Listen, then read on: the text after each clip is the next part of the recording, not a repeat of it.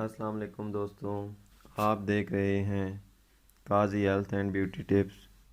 آج ہم آپ کو سردی سے ہونے والے بخار کے بارے میں انتہائی مفید گھریلو نسخہ بتائیں گے۔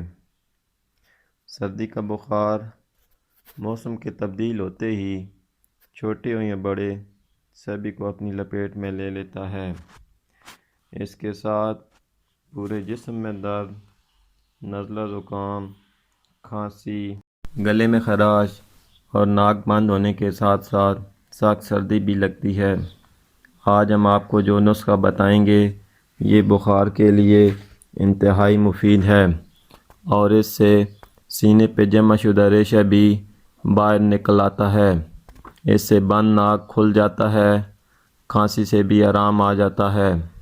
یہ نسخہ آپ پہلے سے ہی گھر میں بنا کر رکھ لیں۔ یہ نسخہ آپ بخار کے علاوہ بھی سردی سے بچنے کے لیے استعمال کر سکتے ہیں۔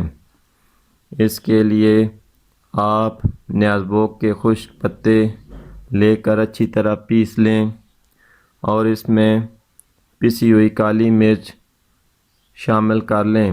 دونوں کو اچھی طرح مکس کر کے آدھی چمچ صبح آدھی چمچ شام پانی کے ہمراہ لیں۔ انشاءاللہ بہت جلد اچھے نتائج ملیں گے۔ آج کے لیے اتنا ہی دوستوں، ہماری ویڈیو پسند آئے تو لائک کریں اور ساتھ ہمارا چینل بھی سبسکرائب کریں۔ اللہ حافظ۔